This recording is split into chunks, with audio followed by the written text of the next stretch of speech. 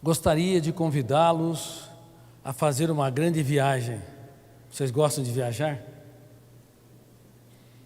Só que uma viagem para o mais complexo dos mundos, onde frequentemente nós criamos os problemas quando eles não existem e não somos treinados adequadamente a navegar nas mais sinuosas as águas da emoção. Vamos falar sobre a escola da inteligência, a educação socioemocional e vamos falar também sobre a mente humana. Em primeiro lugar, eu pergunto, alguém aqui está estressado? Se estiver, você é normal. Infelizmente, a espécie humana, ela tomou o caminho errado. Nós somos a única espécie que pensa e tem consciência que pensa, em meio a mais de 10 milhões de espécies, mas estamos numa fase de falência psíquica, falência emocional. Para vocês terem uma ideia, 50% das pessoas, de acordo com a Universidade de Michigan, ou seja, 1 em cada 2 pessoas, cedo ou tarde, desenvolverá um transtorno psiquiátrico. Por favor, olhe para quem está do seu lado. Se não for você, vai ser ela. E eu espero que nenhum de vocês, e nem muito menos os seus filhos, que agora frequentarão o programa Escola da Inteligência, desenvolvam transtornos psíquicos, se utilizarem bem as ferramentas que nós trabalhamos. 80% dos jovens estão apresentando sintomas de timidez e insegurança. E mais de 90% deles estão apresentando sintomas de ansiedade e também sintomas psicossomáticos. Nós temos de nos perguntar, por que estamos diante da geração que mais tem a oportunidade de viver o prazer, porque nunca a indústria do lazer foi tão poderosa, ela é 100 vezes mais poderosa, pelo menos, que a indústria do lazer dos romanos, que tinha o Coliseu como seu ápice, independente das atrocidades cometidas naquela arena. Mas, infelizmente, nós estamos diante da geração mais triste de todos os tempos. 1 bilhão e 400 milhões de pessoas, cedo ou tarde, desenvolverão um transtorno depressivo ou o último estágio da dor humana. E a minoria, provavelmente, nem 1% deve se tratar. E a minoria da minoria terá a felicidade de encontrar um bom profissional de saúde mental, um psiquiatra clínico e um psicólogo clínico, que não apenas, no caso dos psiquiatras, vão prescrever medicamentos, mas, em destaque, vai treinar o eu do paciente para ser autor da própria história.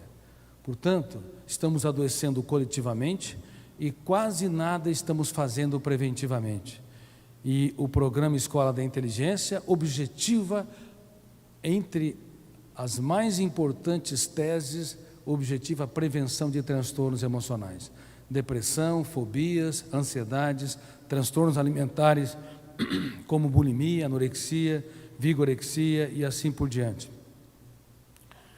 Mas não apenas isso, o programa Escola da Inteligência também objetiva o desenvolvimento das relações interpessoais. Vocês convivem bem com seus filhos? Constroem pontes adequadas com seu parceiro ou parceira? E como é que está a relação com os seus colegas de trabalho? Isso é muito importante. Infelizmente, nunca as relações também estiveram tão doentes. Nunca o ser humano teve tanta labilidade emocional. Pequenos problemas têm um impacto muito grande. Não sabe lidar com contrariedades, perdas e frustrações. Poderiam repetir comigo essa tese? Ninguém muda ninguém. Eu tenho o poder de piorar os outros, mas não de mudá-los. Quem já tentou mudar uma pessoa teimosa aqui, levante as mãos. Parabéns, vocês a transformarem em super teimosas. A melhor maneira de você piorar um ser humano é você tentar mudá-lo, inclusive radicalmente, elevando o tom de voz, pressionando, criticando, apontando falhas, todas as vezes que nós atuamos dessa maneira, nós estimulamos um fenômeno inconsciente que nós não sabíamos que existia, chamado fenômeno RAM, registro automático da memória. Poderiam repetir? Registro. Esse fenômeno arquiva tudo o que você quer, em destaque o que você não quer. Se você detesta alguém, sinto muito, ele vai dormir com você e vai perturbar o seu sono e estragar o seu apetite. Todas as ferramentas que nós, seres humanos, utilizamos ao longo da história para resolver os nossos problemas sociais e interpessoais, na verdade, pioraram esses problemas. Exclusão, negação, rejeição, ódio, raiva, sentimento de vingança. Essas ferramentas que nós utilizamos estimulam o fenômeno RAM a arquivar experiências traumáticas que eu chamo de janela killer. Então, se alguém o ofendeu, se alguém o caluniou, o injuriou, e se você quiser bani-lo do teatro da sua vida, na verdade ele vai ser arquivado no centro da memória como janela killer, e a janela killer ou traumática tem o poder de encarcerar o eu, estimulando-nos a ler e reler continuamente aquela janela, fazendo com que o personagem que nós queremos banir da nossa história se torne o ator principal do teatro da nossa mente. E nós não sabíamos disso, porque teorias brilhantes como a de Freud, a de Piaget, de Vygotsky, Arthur Schopenhauer, Kant, Hegel, Sartre, Merleau-Ponty e tantas outras não contemplaram, não estudaram essa área. Eles desenvolveram conhecimento importante para a evolução da personalidade, para o processo de aprendizado, para as relações sociopolíticas, mas não tiveram oportunidade de estudar a última fronteira da ciência, o mundo onde nascem os pensamentos, onde o eu se forma como gestor da mente humana. Por isso que não sabíamos que o banimento dos estímulos estressantes, na verdade, faz com que eles se sedimentam, levando-nos ao encarceramento psíquico. Com isso eu quero dizer que o tempo da escravidão não terminou, mudou de endereço, como uma matéria que eu fiz, que deve sair na Veja São Paulo.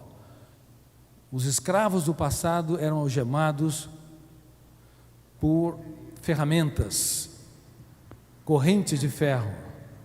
Hoje nós temos escravos do território da emoção, algemados por arquivos que controlam de dentro para fora a nossa maneira de ser, pensar, se reinventar e superar-se. Portanto, queridos amigos, para construir relações interpessoais saudáveis, e a juventude mundial, ela está com um déficit enorme nessa área, não sabe lidar com perdas, contrariedades, dificuldades, crises, rejeições, sentimento de inferioridade, não sabe lidar sequer com uma frustração numa prova, quando ele estuda de maneira adequada, ou com uma humilhação pública, ou um desafio interpessoal. Enfim, os jovens na atualidade, crianças e adolescentes, estão despreparados para serem seres humanos adultos numa sociedade altamente complexa e exigente. Por isso que nós estamos assistindo, e os executivos estão percebendo isso, que há profissionais com 30 anos de idade, mas com a idade emocional de 15 anos. Você não pode tocar neles. Há pessoas que não assumem sua responsabilidade. Tem 40 anos de idade. Tudo vai bem quando o céu é de brigadeiro. Mas quando mudam as variáveis, diante de uma crise, uma necessidade cabal de uma entrega, de se reinventar para se adaptar aos novos problemas, essas pessoas não conseguem simplesmente dar o melhor de si. Elas querem que o mundo gravite na sua órbita, mas elas não dão o melhor do seu potencial para construir respostas inteligentes nas situações estressantes. Por isso os executivos estão com dificuldades de formar líderes, porque os líderes não têm minimamente resiliência, capacidade de reinvenção, capacidade de superação dos cárceres interiores, capacidade de fazer da vida um oásis, mesmo quando o mundo desaba sobre si. O programa Escola da Inteligência, como contempla todos os aspectos da inteligência socioemocional, também não apenas atua prevenindo transtornos emocionais, como lhes disse, e desenvolvimento das relações interpessoais, mas também as funções não cognitivas mais importantes. Antes de falar das funções não cognitivas, deixe-me falar das funções cognitivas. Quais são? Quais são as funções cognitivas mais importantes? Memória, raciocínio, pensamento, a percepção. E as não cognitivas, que alicerçará a formação de mentes brilhantes ou mentes opacas, emoção saudável ou emoção doente. Pessoas que criam ou que abortam a sua criatividade. Seres humanos que transformam o caos em oportunidade criativa ou diante do caos, das crises, recolhe-se dentro de si mesmo e se tornam estéreis, não produzem reações inteligentes. As funções não cognitivas são fundamentais para um ser humano ser autor da sua própria história, e elas, a partir de 4 anos de idade, são trabalhadas no programa Escola da Inteligência, que talvez seja o primeiro programa mundial nesse aspecto. É por isso que talvez há tantos países procurando-nos para desenvolver os projetos lá, da Alemanha, Estados Unidos, China e assim por diante. Quais são as funções não cognitivas mais importantes que nós consideramos? Número 1, pensar antes de reagir. Uma pessoa é tanto mais madura, não quanto mais reage, não quanto mais agride, não quanto mais é impulsiva, mas quanto mais pensa antes de reagir, quanto mais faz a oração dos sábios. Ou seja, diante das situações estressantes, ao invés de dar uma resposta impensada, ela se recolhe e se torna fiel à sua consciência. Quem não é fiel à sua consciência tem uma dívida impagável consigo mesmo. Toda vez que você estiver diante dos seus filhos, dos seus colegas de trabalho, dos seus alunos, do seu parceiro, você tem de desenvolver essa função não cognitiva. Se foi ofendido, criticado, rejeitado, a tua principal resposta é não dar resposta. A tua principal resposta é pensar antes de reagir, é fazer oração dos sábios e bombardear a sua mente com pergunta: quem me ofendeu? Por que me ofendeu? Em que circunstâncias me ofendeu? Devo eu gravitar na órbita do meu ofensor?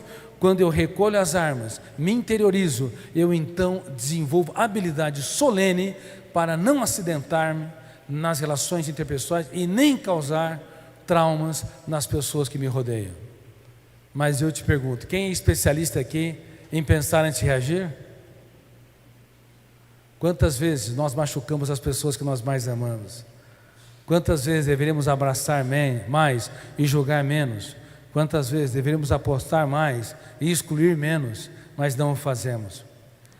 Lembre-se do maior educador da história. Certa vez, pegaram uma mulher em flagrante adultério, foi arrastada, esfolada até a sua sala de aula ao ar livre, e perguntaram qual era o seu veredito. Que resposta ele deu? No mundo todo se sabe a segunda resposta, é inteligente. Quem não tem erros e falhas, atira a primeira pedra. Mas a primeira resposta que ele deu foi escrever na areia, porque ele não se submetia à ditadura da resposta. Ele pensava antes de reagir. Ele desenvolvia essa função não cognitiva. Ele bombardeava a sua memória com uma série de indagações para não ser escravo do que os outros pensam e falam de si, e nem se obrigava a reagir conforme a opinião ou o controle dos outros. Impressionados com a sua atitude, perguntaram a segunda vez, mas estavam já eles fora das fronteiras das janelas? Killer. O silêncio dele impactou os agressores daquela mulher, eles, um pouco mais relaxados, perguntaram qual o seu veredito. Aí sim, como ele pensou antes de reagir, numa resposta, como eu disse, no Supremo Tribunal Federal e no Congresso Nacional, e como eu tenho falado para magistrados, numa resposta, ele conseguiu sintetizar o topo das ciências jurídicas, da sociologia, da psicologia. Ele disse: ok, podem cumprir a sentença, porém, antes tenha coragem de mudar a base do julgamento. Tenha coragem de mapear a sua história. Tenha coragem de encontrar os seus fantasmas. Tenha coragem de, ao invés de atirar pedras, olhar para suas mazelas e misérias. Nunca alguém tão grande se fez tão pequeno para tornar os pequenos grandes.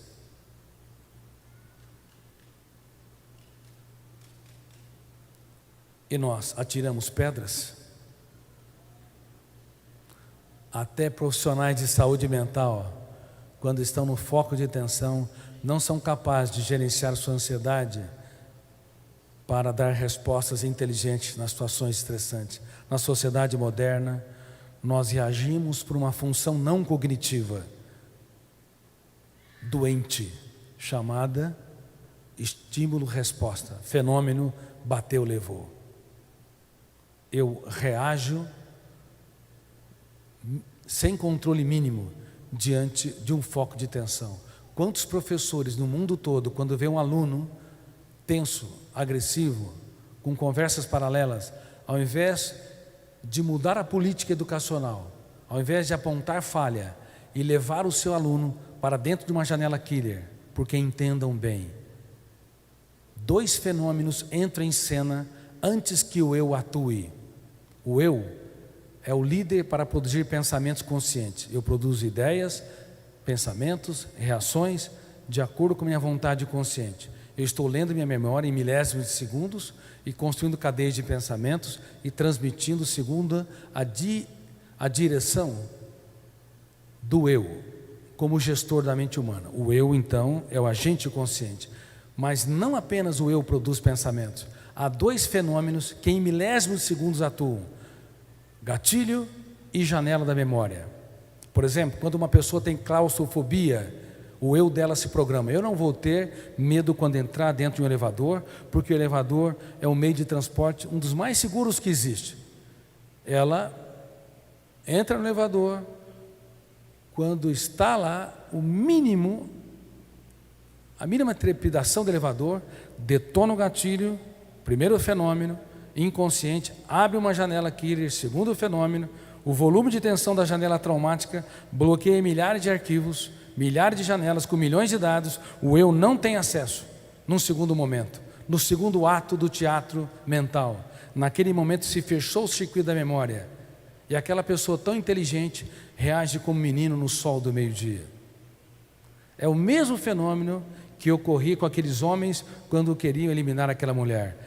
Eles viram o adultério, detonou um gatilho, abriu uma janela killer, sequestrou a liberdade criativa, e só quando o maior educador da história falou: quem não tem erros e falhas atira a primeira pedra, eles saíram da fronteira da janela killer, mapearam a sua mazela, suas mazelas e misérias, e aí sim pensaram antes de reagir, mas iam detonar o julgamento, iam destruí-la, provavelmente destruí-lo, e consequentemente causar atrocidades.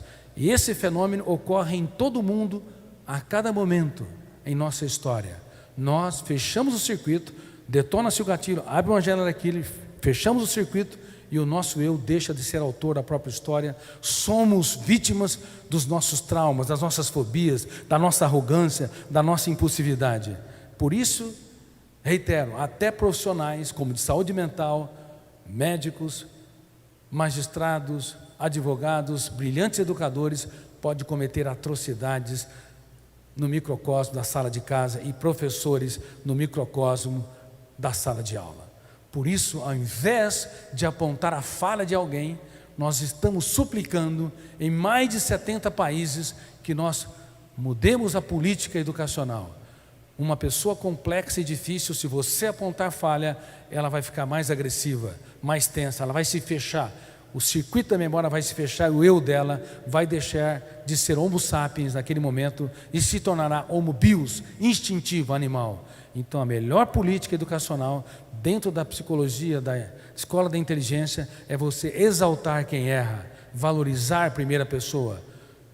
Você tem capacidade, você é inteligente, eu aposto em você, você pode corrigir o seu erro, você pode reinventar a sua história, você pode reescrever os capítulos mais importantes. Quando você dá a chance, então é muito mais fácil ela dar um salto. Quando não é possível, obviamente, você tem que tomar as atitudes adequadas. Mas há um potencial enorme dentro de cada ser humano que nós devemos trabalhar.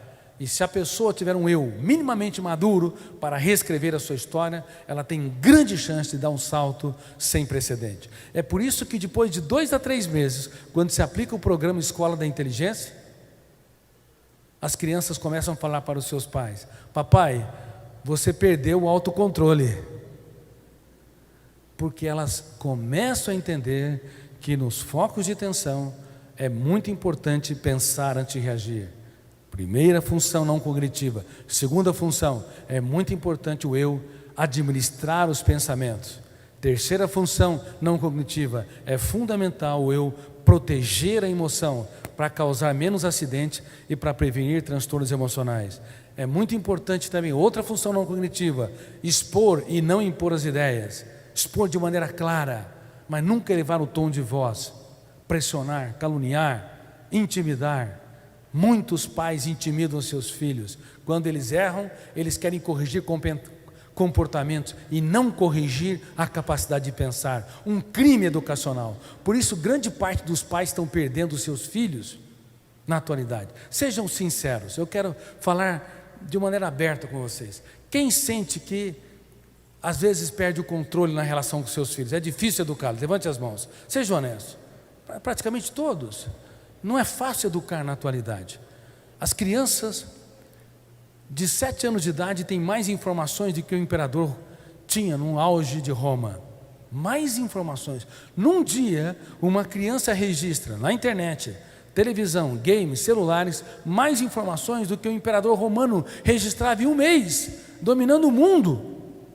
E esse excesso de informações, mais o excesso de atividade, mais o excesso de uso celular, mais o excesso de TV e assim por diante, estimula não apenas o gatilho da memória e a janela da memória antes do eu, mas estimula um outro fenômeno que nós não sabíamos que existia, porque, como eu disse, os brilhantes teóricos não haviam estudado o processo de construção de pensamentos, essa última fronteira da ciência, e o eu como gestor da mente humana. Não sabia que havia um copiloto do eu na aeronave mental chamado alto fluxo, que lê a memória milhares de vezes sem autorização do próprio eu.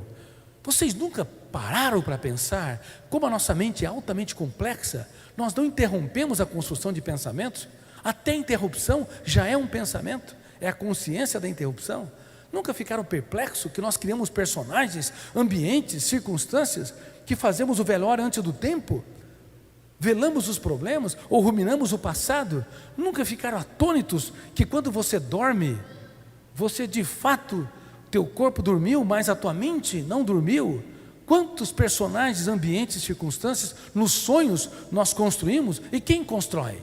Não é numa direção lógica e consciente. O eu não está presente de maneira diretiva, crítica. Quem constrói o fenômeno do alto fluxo, que lê a memória milhares de vezes e tem uma capacidade plástica, uma liberdade criativa sem precedente. O Homo sapiens é um ser muito mais complexo do que Freud imaginava. Jung, Adler, Roger. Quando nós não temos problemas, nós os criamos. Quando não tem nada nos perturbando, nós criamos as nossas próprias turbulências. Os maiores inimigos não estão fora de nós, estão dentro de nós. Vamos provar? Quem sofre por antecipação? Levante as mãos aqui. Eu tinha que perguntar quem não sofre por antecipação. Por que nós sofremos por antecipação? Porque na frente do eu, o alto fluxo vai lendo os arquivos e se ancora nas janelas traumáticas e ali desenvolve uma série de construções altamente sofisticadas. Queridos amigos, nós podemos e devemos ser gestores da nossa mente, que é uma função cognitiva vital para ter saúde emocional, para ter uma mente brilhante, criativa, produtiva e proativa. Mas se o nosso eu não tiver consciência mínima dos atores coadjuvantes e inconscientes que estão nos bastidores da mente, é muito fácil ser um escravo nas sociedades modernas. É por isso, como eu disse, que 80% das crianças estão apresentando sintomas de timidez e insegurança na era da democracia. Parece que eles são tão soltos quando estão diante dos pais, reivindicam, falam, são autoritários, mas quando você os coloca numa situação nova, eles se calam. Quando você pede para eles ligarem para alguém que não conhece, trava a inteligência. Quando você pede proatividade, falta coragem e empreendedorismo. Por isso, o programa Escola da Inteligência entra uma aula por semana na grade curricular para dar suporte para que essas crianças aprendam todas essas funções não cognitivas fundamentais para que o eu deles se torne autor da sua própria história. E também por isso, preocupado com os filhos da humanidade, de todas as raças e culturas, é que eu renunciei aos direitos autorais do programa Escola da Inteligência, para que tenha um preço acessível para que os pais possam adquirir o programa, para que não seja pesado para a escola, como se fosse um preço de um sanduíche por mês, ao passo que no nosso instituto custa 10 vezes mais caro quando o aluno o frequenta nas nossas escolas, chamadas escolas mentes, que talvez seja a primeira escola de educação emocional e de qualidade de vida da atualidade. Então, o programa entrando na grade curricular, como nessa brilhante escola, essa escola modelo entre as SENECs do Brasil e também outras escolas, o nosso sonho é que aqui se forme uma casta de jovens que tenham um caso de amor com a sua qualidade de vida, um caso de amor com a humanidade, que liberte o seu imaginário, que desenvolva essas habilidades fundamentais para que eles tenham mais chances de serem proativos, líderes, empreendedores, mentes livres com emoção saudável, numa sociedade altamente estressante. Quem acha que um programa desse tipo é fundamental para os seus filhos, levante as mãos. Levante bem as mãos. Professor Damival, olha lá, por favor, novamente, levante bem as mãos. Adelar, é isso mesmo. Gostaria que vocês se aplaudissem, vocês entenderam. Parabéns.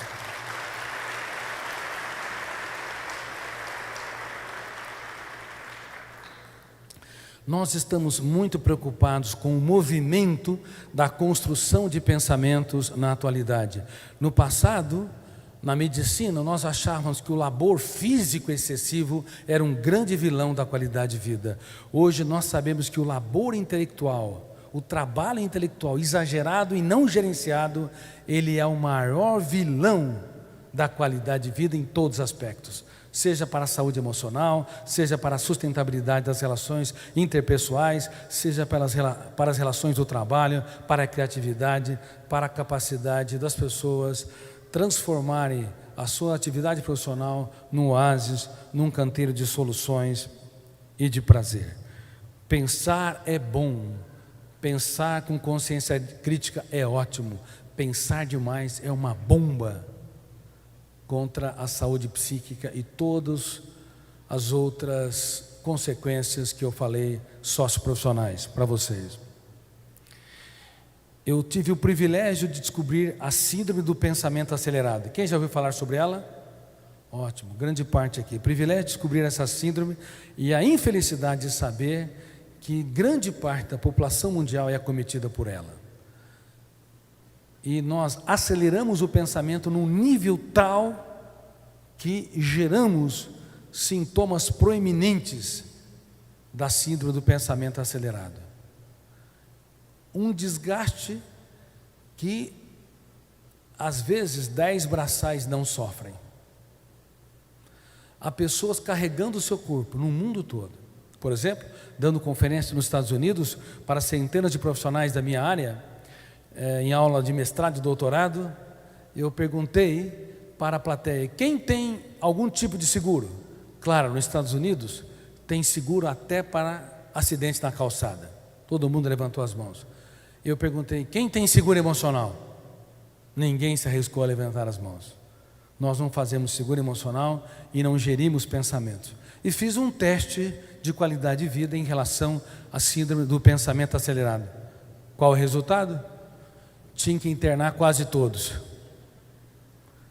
Em conferência para 50 empresas psicologicamente mais saudáveis do Brasil, um teste de qualidade de vida mostrou que essas empresas tão saudáveis, aparentemente, quase todos deveriam ser internados. Diretores e gestores de recursos humanos. E vocês, passariam no teste? Sim ou não? Parabéns pela sinceridade. Como vocês foram honestos, vamos fazer um teste então aqui. Só vou dispensar os meus amigos que estão aqui na frente, porque eles não precisam de psiquiatra. Até os psiquiatras estão precisando de psiquiatras hoje. O Adelar diz. Bom, levante as mãos com honestidade, só para vocês terem uma ideia do que está ocorrendo com a sua mente e para vocês terem uma ideia do que está ocorrendo com seus filhos. Eu vou às lágrimas ao falar sobre isso. Nós estamos destruindo a infância e adolescência dos jovens do mundo todo. Trabalho intelectual escravo. A mente deles não para de pensar e estão apresentando quase todos os sintomas que eu vou lhes dizer aqui. Quem é que acorda cansado? Levante bem as mãos, por favor. Uma plateia de cansados. Olha, tem uma loira ali, uma mãe loira, tão cansada que nem consegue levantar as mãos direito. Levantou, precisa segurar apoiado pelo outro braço. Dores de cabeça, levante as mãos. Dores musculares. Irritabilidade. Quem tem dificuldade de conviver com pessoas lentas? Acho que eu vou tomar um pouco de água aqui. Não é que elas são lentas, é que vocês são rápidos demais. Os melhores profissionais estão... Tem pessoas que não conseguiram abaixar as mãos ainda. Os melhores profissionais da atualidade estão apresentando os mais altos índices da síndrome do pensamento acelerado, os mais proeminentes sintomas. A nossa mente está num ritmo tão alucinante que nós queremos que todo mundo siga esse ritmo. Então, quando alguém não consegue dar resposta no nosso nível, não consegue entender as coisas do nosso nível, não consegue acompanhar o nosso raciocínio, nós nos estressamos. Claro que se for uma pessoa lenta demais, vai estressar uma pessoa rápida demais. Mas nós temos que entender que cada pessoa tem seu ritmo, tem sua gênese, suas origens e tem seu modus operandi. Lembre-se, ninguém muda. Temos o poder de, se você quiser transformar uma pessoa lenta em super lenta, tente mudá-la a fórceps, a ferro e fogo. Não funciona, porque planta janela, e uma janela killer fecha o circuito da memória. E naquele momento ela deixa de pensar e reage sem pensar. Parabéns, vocês entenderam. Um último sintoma, tem vários outros, vou ficar só nesse. Levante as duas mãos se o tem. Quem tem déficit de memória ou esquecimento?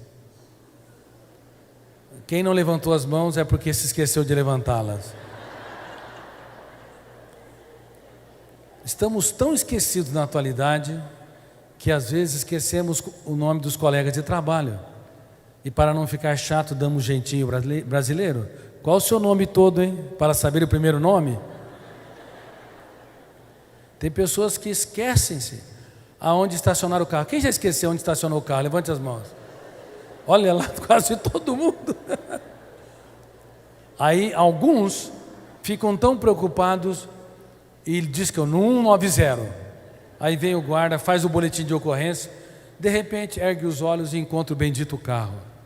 Para não ficar chato, diz: o ladrão teve compaixão de mim. Não procure o seu médico para esse esquecimento corriqueiro. Sabe por quê? Ele também está esquecido.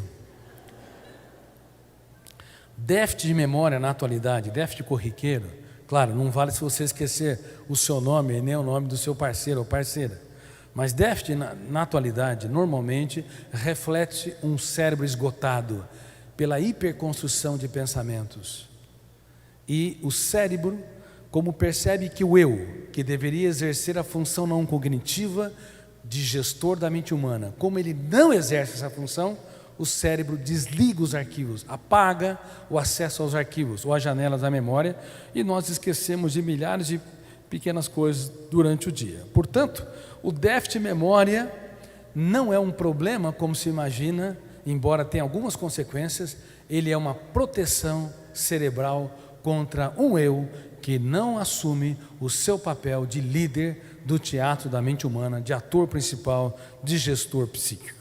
O eu representa a vontade consciente, o eu representa a consciência crítica, a capacidade de escolha. O eu que hoje nós advogamos não é o eu realizador de tarefa. Eu faço, eu quero, eu executo. Este eu que todos os dias nós empregamos numa frase, ele é apequenado, ele é imaturo, ele não é um grande líder de si mesmo, porque ele não tem consciência que ele deve dar um choque de lucidez em cada pensamento perturbador, deve desacelerar os pensamentos, deve contrapor-se, impugnar-se contra as fantasias, contra as preocupações, ele deve proteger a emoção. Esse eu, como não tem essa consciência mínima, ele se torna, como eu disse, um executor de tarefas. Ele dirige o carro, mas não entende nada do motor. Se tiver algum probleminha, ele não consegue entender. Eu estou usando a metáfora do carro. Ele dirige a mente, mas não entende nada dos seus traumas, dos problemas, dos seus conflitos. Ele nem sabe, por exemplo, que devemos dar um choque de lucidez em cada experiência fobia. Ou seja, devemos conversar com os nossos fantasmas. Certa vez, dando conferência na Romênia, para meus leitores e para plateias diversas também, como médicos, professores, e lá inclusive eles estavam aplicando pais brilhantes, professores fascinantes nas escolas, fazendo até teatro, de uma metáfora que eu falo no final do livro. A Romênia tem a Transilvânia. Na Transilvânia tem o quê? A lenda do Drácula. Não há vampiros fora de nós. Há pessoas que nos perturbam, nos machucam, mas há vampiros dentro de nós. Ou seja, toda vez que nós sofremos por antecipação, nós vampirizamos a nossa alegria, o nosso prazer. Toda vez que ruminamos o passado e desenvolvemos sentimento de culpa, raiva, vingança, nós vampirizamos a nossa tranquilidade.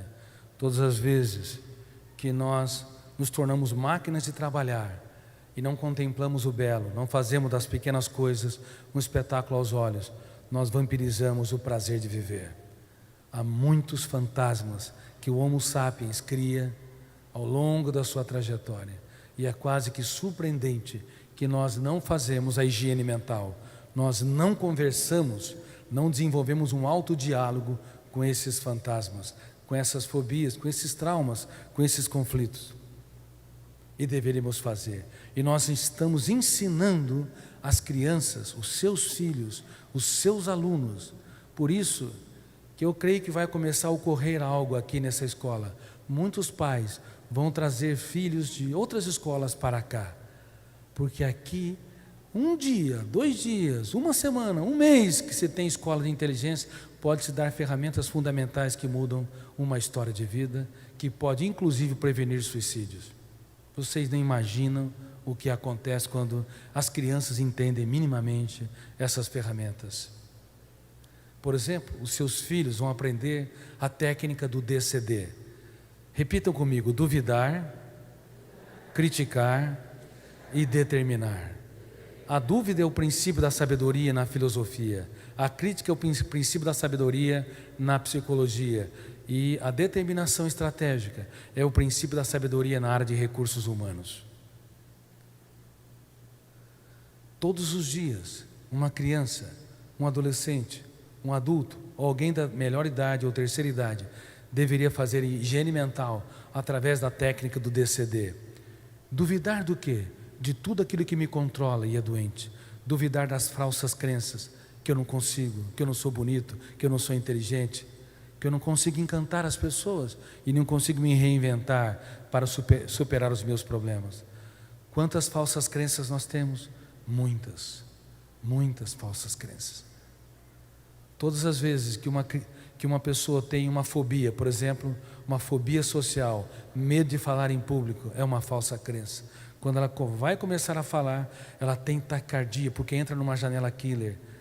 Ela trava a memória, porque fechou o circuito, a janela killer sequestrou o eu. Ela não consegue fluir o raciocínio, desenvolver debate de ideias, segurança, capacidade de pensamento esquemático. A fobia social se tornou uma falsa crença e ela não consegue ter liberdade criativa, e ela registrou novamente aquela experiência traumática, expandindo a janela killer, tornando um núcleo doente de habitação do eu. E assim, esse trauma, ele é retroalimentado. E se o eu não aprender a duvidar dele, eu duvido, no silêncio da mente, eu duvido que não falarei as minhas ideias com segurança, eu duvido que não serei seguro, eu duvido que não serei autor da minha história, eu critico a minha insegurança, eu critico o medo que eu tenho do que os outros pensam e falam de mim, eu critico a minha necessidade ansiosa de vender minha paz em função da opinião dos outros, eu determino estrategicamente ser forte, seguro, protagonista da minha própria história. Quando todos os dias uma criança, um adolescente e um adulto faz essa higiene mental, no silêncio da mente, sem ninguém estar vendo, com a sua própria capacidade, com a sua própria cultura, mesmo com limitações, cada vez que intervém, não precisa nem obedecer a sequência, DCD, duvidar, criticar e determinar. Registra uma janela light, saudável, que ilumina o eu, liberta o eu, traz segurança, criatividade, ousadia. Aí vai se reeditando as janelas killer e formando novos bairros no teatro da personalidade. É revolucionário. Mas aonde, que escola se ensina isso? Em que faculdade de psicologia os alunos são treinados, equipados, educados para prevenir transtornos emocionais?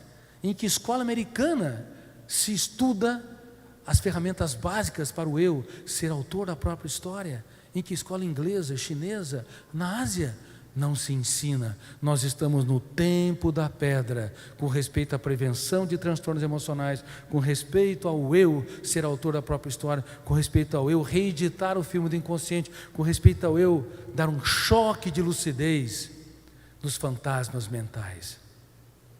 DCD. A cada quanto tempo nós fazemos a higiene bucal? A cada 4 a 6 horas. E a higiene corpórea? A cada 24 horas. Claro, tem gente que demora 2 a 3 dias para tomar banho. Na Europa, tem casos de 1 semana. Mas em média a cada 24 horas. E eu já tive pacientes, ao longo de mais de 20 mil sessões de psicoterapia e consultas psiquiátricas, que tomavam 40 banhos por dia. Entrava no banho, agora vocês já sabem o mecanismo básico. Entrava no banho, lavava-se, quando ia se enxugar, detonava o primeiro fenômeno, gatilho da memória. Abria uma janela, fechava o circuito da memória, ela sentia-se suja e o eu era escravo, ela voltava para o ritual. Por isso o transtorno obsessivo ritualístico ou compulsivo. Transtorno obsessivo compulsivo. Agora vocês entendem porque milhões de pessoas adoecem. O eu não consegue quebrar esse ciclo e é fundamental. Em que escola se ensina tudo isso? Agora, nessa escola, nessa magna escola, você necessita que em Uberaba os seus alunos vão aprender o que eu não tive a oportunidade de aprender, o que vocês não tiveram a oportunidade de aprender. Quando eu tinha 5 anos de idade, a minha mãe, que é o exemplo de doçura e generosidade, e pessoas dóceis e generosas também causam traumas. Morreu um canário. O canário era meu, e ela, querendo atribuir responsabilidade, falou que o canário morreu por minha causa. Janela killer. Aí aumentou a janela killer e morreu de fome, porque você não tratou dele.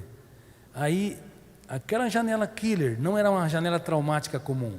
Janela killer duplo P, duplo poder. Poder de encarcerar o eu e poder de levar o agente a pensar e repensar continuamente. E eu deitava na cama e ficava pensando no canário, pouco a pouco morrendo de fome por minha causa.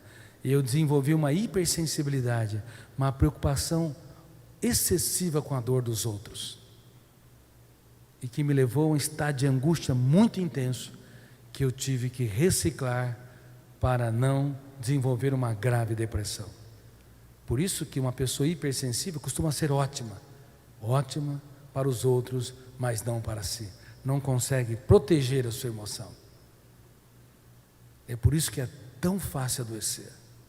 E normalmente quem tem mais sintomas da síndrome do pensamento acelerado, como vocês, estão tendo muitos sintomas, são pessoas ótimas para a sociedade, mas não para... é um carrasco de si mesmo. Excelentes profissionais, são ótimos para instituições, mas são algozes de si mesmo. Agora, crianças e adolescentes têm a oportunidade de aprender a inteligência socioemocional. Poderia repetir? Inteligência socioemocional, que é ao lado do aprendizado de matemática, química, física, biologia, geografia, notório, usando a inteligência socioemocional, dá-se um upgrade, inclusive nas funções cognitivas, no aprendizado de matemática. Nós não ensinamos matemática, mas as crianças que fazem a escola da inteligência aprendem mais matemática que a média, porque você resgata a autoestima, a autoconfiança, descaracteriza as falsas crenças. Não é isso, professor Adelar? Você que é um ilustre mestre nessa área.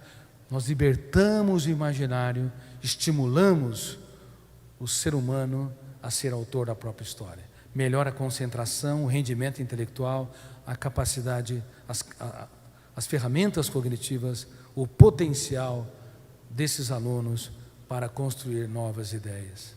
Portanto, é uma grande notícia, mas sinceramente, não é o que tem ocorrido na atualidade. Se vocês estão com todos esses sintomas da síndrome SPA, imagine os seus filhos. Quem já ouviu essa história? Crianças e adolescentes, 5 minutos sem atividades, eles reclamam, não tem nada para fazer? Quem já ouviu essa frase? Levante as mãos. Quase todos, praticamente, porque eles não sabem ficar diante de si, eles não sabem ficar sós, eles não sabem ter um eu autor da própria história, eles não sabem o que fazer com a solidão que é tão importante quando ela, para um escritor, tão importante para um artista, para um pensador, para um executivo, para um profissional liberal, para um brilhante pai que quer corrigir rotas. A solidão criativa, que é aquele momento em que você se interioriza para produzir mais, para ir mais longe, para encontrar respostas nunca antes produzidas, é um caos para esses jovens. Sinceramente, a espécie humana já está comprometida.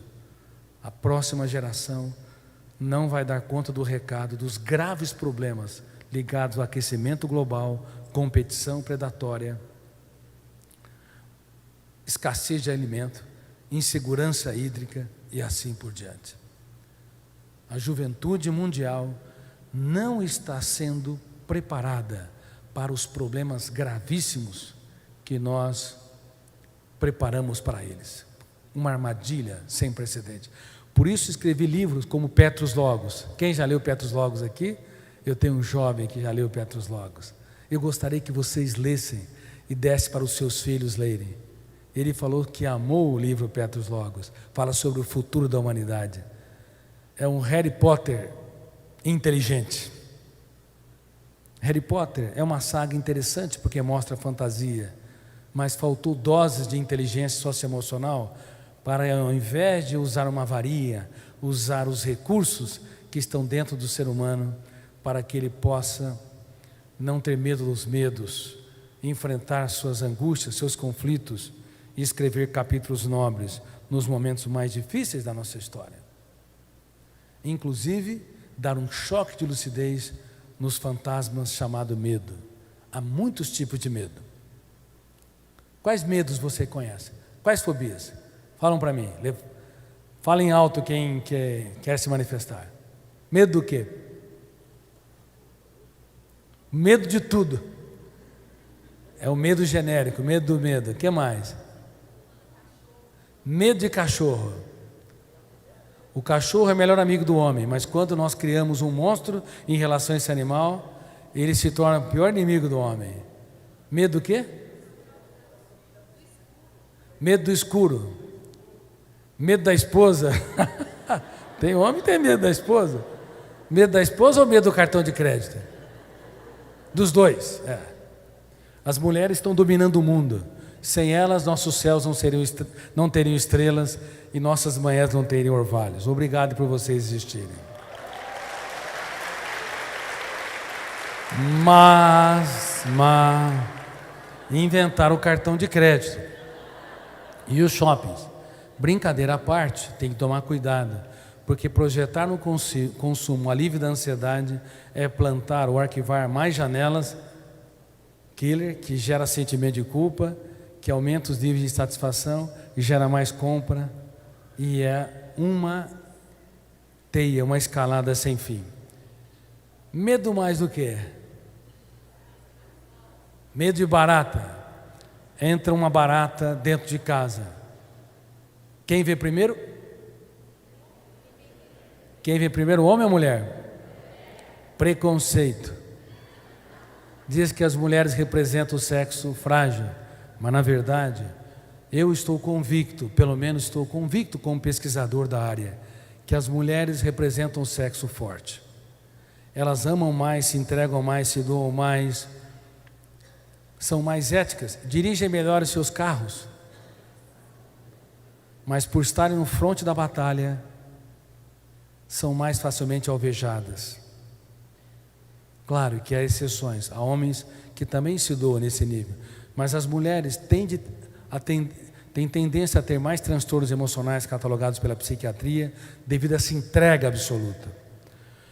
Mas vamos colocar a mulher como tendo fobia de barata. Entrou a barata na sala de casa, o marido está assistindo um filme de Hollywood e uma criança de 3, 4 anos brincando. Ela dá um grito estridente que quase mata de infarto o marido. Ele entra numa janela, killer duplo, P, poder de encarcerar. Ele não raciocina, não sabe se está tendo um ataque terrorista ou um terremoto. Depois de 1 minuto ele vê a esposa gritando, mata aquela bandida. Mas só tem um bandido aonde? Na televisão. E aquele homem há muito tempo não acerta o alvo de nada, mas pega o seu sapato e com a maior fé do mundo atira na barata, ela se desvia. E ele aumenta a tensão, atira outra barata, atira outro sapato, ela se desvia. Claro, a barata tem mais qualidade de vida que ele. Faz exercício todos os dias, enquanto ele reclama da vida, do trabalho, das dificuldades. E ele começa a tirar objetos e não acerta o alvo. Aí a esposa lhe dá o golpe fatal. Você não resolve nada nessa casa. Aquele homem começa a entrar nos porões killer. Vocês já viram um homem correndo atrás de uma barata? Que coisa mais ridícula. Quando a esposa lhe dá um golpe fatal, matar aquela barata é uma questão de vida ou morte. Ele sai pulando em cima dela, é um desespero. Depois de 10 minutos a barata morreu. Morreu de estresse. Cuidado, o estresse pode levar de infarto a câncer. Estamos preocupadíssimos com o alto índice de explosão de câncer. Quando me formei na faculdade de medicina, 1 em 20 pessoas desenvolviam. E nós esperávamos que controlando o tabagismo, alcoolismo, pesticidas, poluição ambiental, sobrariam os fatores endógenos, ou mais eles. E o número cairia, iríamos para 1 para 50, 1 para 100.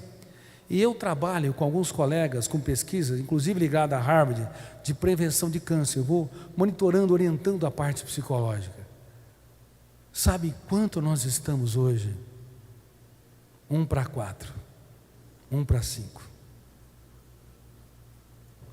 Há uma explosão do índice de câncer. Há uma explosão de adoecimento psíquico.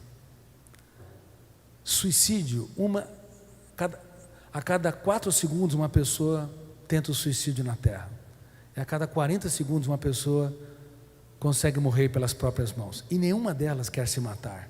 Quer matar a dor, a angústia. Mas o eu não tem ferramentas, não sabe como fazer para proteger a emoção e gerenciar pensamentos. Não conhece minimamente a técnica do DCD. Tão fácil. Queridos amigos, lembre-se que eu disse, a cada 24 horas em média fazemos a higiene corpórea. Sabe quanto tempo nós temos para fazer a higiene mental? Você produziu um pensamento perturbador, um sentimento de culpa, uma reação fóbica, no máximo 5 segundos. Senão o fenômeno RAM registra, e tudo que está registrado não pode ser deletado. Por isso nós temos que nos recolher e discordar, confrontar e impugnar. Mas não aprendemos isso. Bom, aquela barata morreu. Aí a mulher olha para o seu marido e nunca o viu tão lindo desde a época da lua de mel. Ela desce do estofado, ele meio sem jeito, recebe ela e ela lhe diz: você é meu herói. E ele fala: pode contar comigo, que eu sempre te protegerei.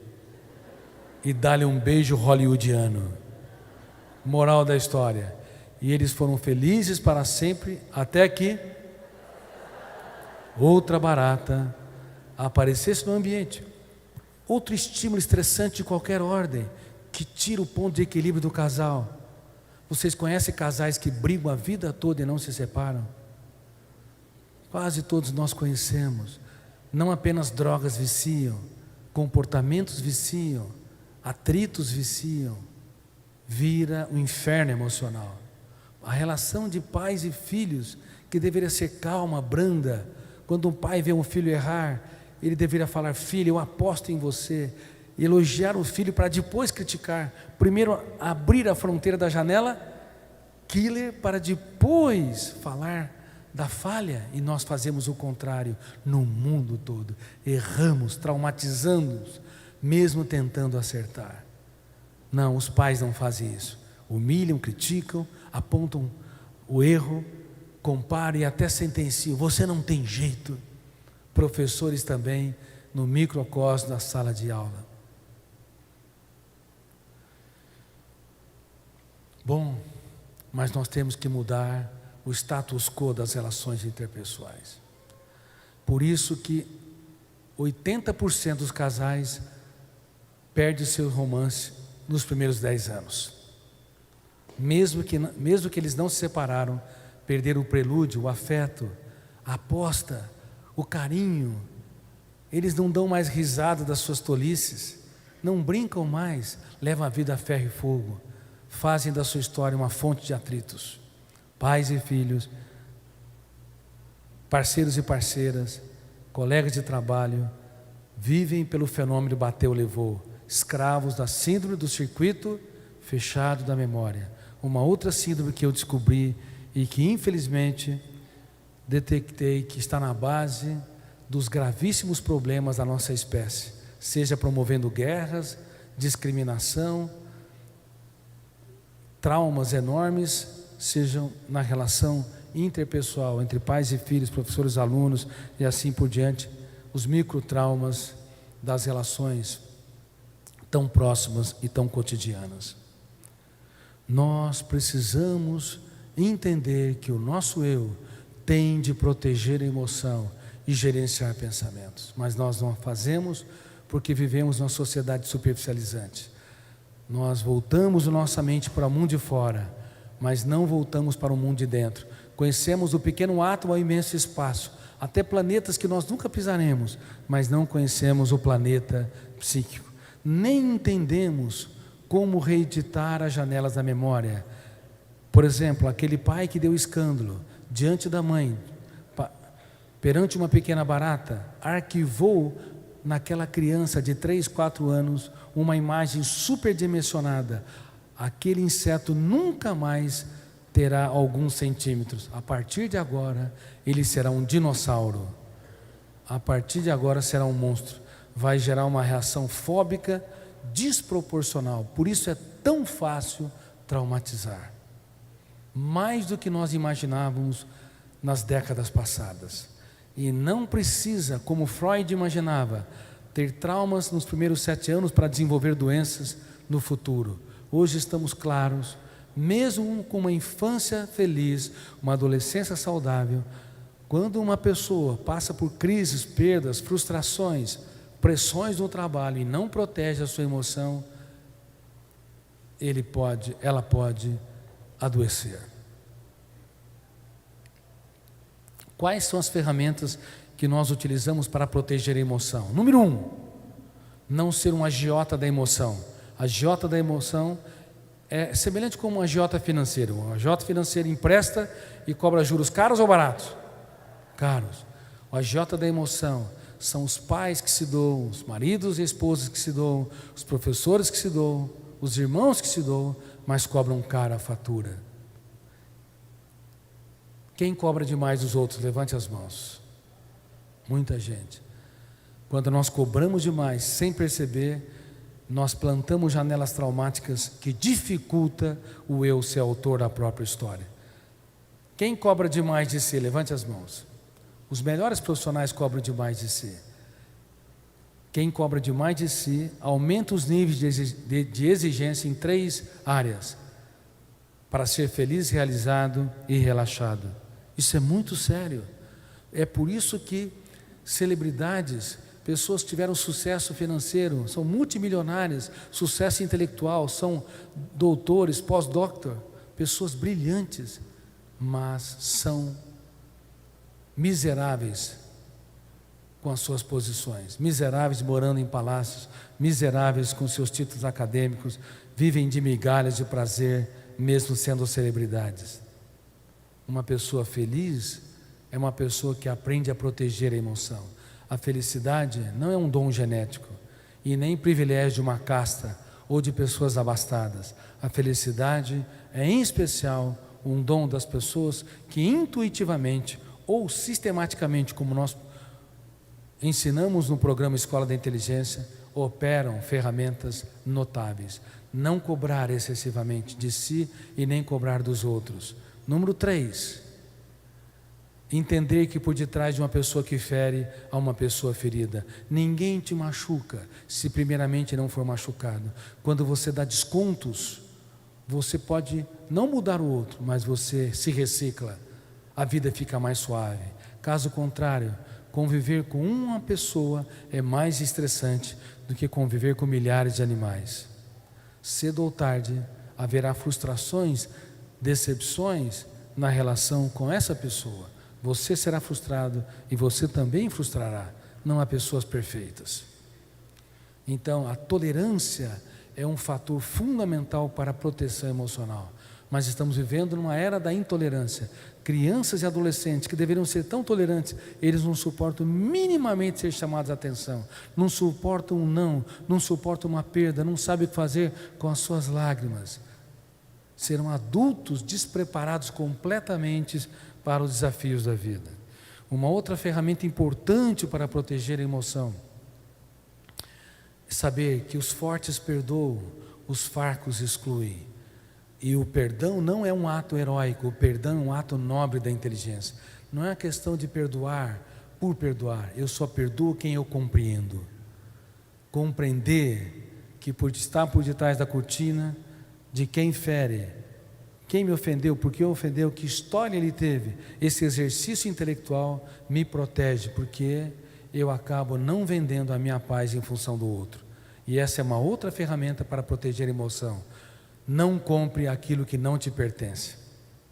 Não compre. Não compre as ofensas que você não causou. Não compre as injustiças que você não produziu. Não compre os conflitos que você não cultivou. Não compre a arrogância das pessoas, ainda que foram dirigidas a você. Não compre a calúnia das pessoas, as decepções das pessoas, ainda que tenha você como alvo. Não compre. O teu eu não precisa pagar caro por aquilo que você não gerou. Mas, sinceramente, a nossa espécie está doente. No mundo todo, um pequeno olhar atravessado estraga o dia. Uma crítica é capaz de estragar a semana, um mês. Uma traição destrói uma vida. Não compre. O eu tem de ser um bom gestor emocional. Mas, infelizmente, ele não é. Olha os ciúmes. Quantos casais sofrem ataques de ciúmes? Estou escrevendo um livro, Ciúmes. O medo da perda acelera a perda. Toda pessoa que vive, é vítima dos ciúmes, se apequenou, já perdeu. Perdeu a autoestima, a segurança, a suavidade da vida. Toda pessoa que tem ciúmes excessivos se apequenou. Ela distanciou de si mesma, deixou de ter um caso de amor consigo para comprar o comportamento dos outros, viver em função do outro, sem saber que quando nós cobramos atenção, quando tentamos controlar os outros, no fundo nós perdemos o autocontrole. Nós vendemos a nossa paz por um preço vil. Se isso acontece conosco, imagine com essa juventude. Vocês sabiam que os jovens são altamente ciumentos? Sabiam que eles são inseguros? Porque todos os dias se conectam com o celular. E quando mandam mensagem e os seus amigos não curtem, eles se estressam. Registra a janela? Killer. Aos poucos vão tendo uma necessidade neurótica de retorno. Eles são felizes quando tem muito retorno. E desenham dentro de si uma necessidade ansiosa de que o mundo gravite na sua órbita. Eu tenho denunciado isso em tantos países e mostrado que nós temos que cuidar da juventude mundial. As pessoas, as crianças e adolescentes precisam ser autônomas. O sonho de Paulo Freire. Precisam ter o deleite do prazer de aprender. O sonho de Platão. Precisam ter um ego lúcido e crítico. O sonho de Freud. Precisam ser livres, ter o direito de escolha, como Jean-Paul Sartre imaginava. Precisam ser autores da sua própria história, como é desenhado na teoria da inteligência multifocal que eu desenvolvi. E falo isso com muita humildade. Portanto, queridos amigos, proteger a emoção é fundamental. Não adianta ter seguro de vida, seguro de carro e seguro empresarial. Eu já vi, como eu disse, muitos miseráveis morando em palácios, porque acertaram no trivial e erraram no essencial. E para encerrar a minha conferência, eu quero falar um pouquinho, em destaque, com as mulheres. O que eu vou falar com as mulheres serve com os homens. Algo que tem solapado vocês, mulheres, e principalmente as crianças e adolescentes, meninos e meninas, a autoestima e a autoimagem. Quando nós assistimos as novelas, assistimos os filmes, os comerciais de TV e as propagandas da moda, na TV e no cinema, os atores e atrizes principais são cheinhos ou são magrinhos? Já viram um casal de cheinhos fazendo um romance? Só comédia. Só comédia. Se tem gordinhos, é comédia. Isso entra no inconsciente coletivo. Fenômeno que registra? Fenômeno? Registro automático da memória. Shrek. É comédia. Os meus livros vão se tornar filmes daqui por diante.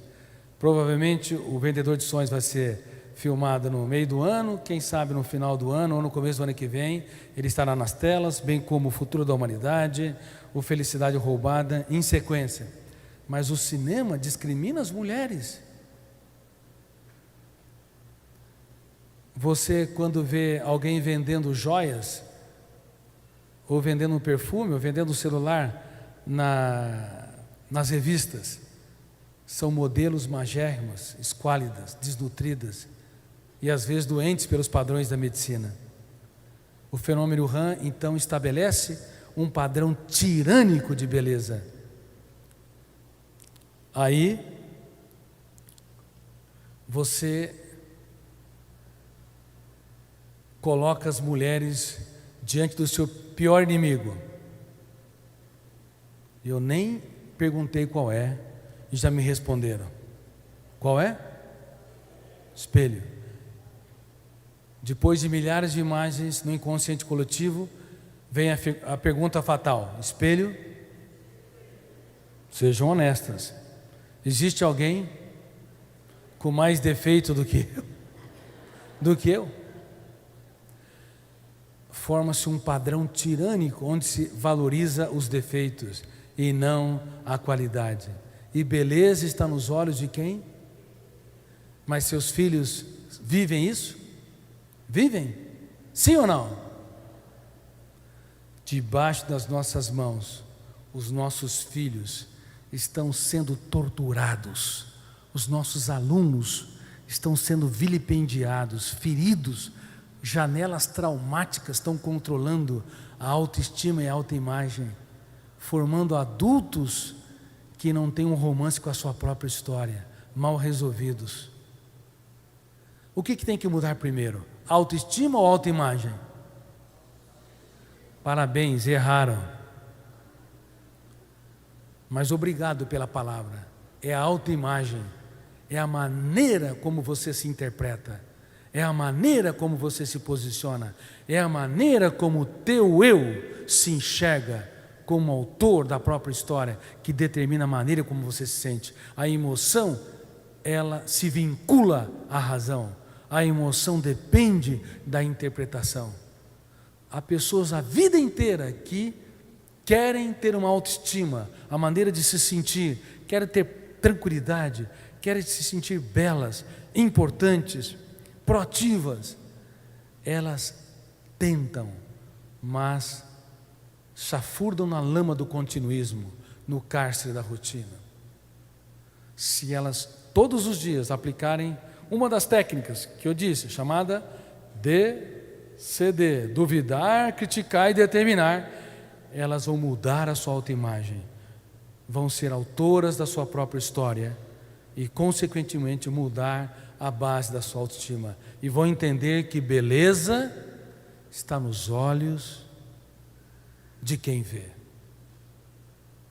Vocês acreditam nisso? Então, olhe para quem está do seu lado e diga: você é uma pessoa linda, maravilhosa.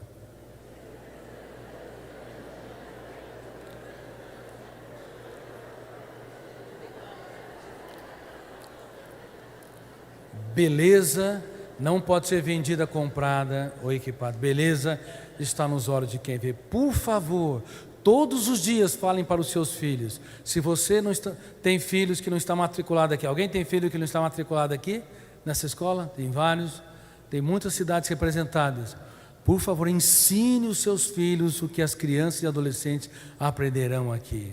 Beleza depende do eu como autor da própria história, o eu como protetor da emoção, o eu como gerenciador dos pensamentos, o eu que aprende a contemplar o belo e não apenas admirar o belo. Contemplar é você se entregar atenta e embevecidamente. O eu que expõe e não impõe as ideias, o eu que trabalha perdas e frustrações, o eu que é resiliente, o eu que recicla as fobias, que dá um choque no medo, que faz o autodiálogo, que coloca a luz da razão nesses vampiros que sugam o que nós temos de melhor no território da emoção. Assim, teremos muito mais chances de produzir jovens com uma mente livre e uma emoção saudável. Muito obrigado por me ouvirem.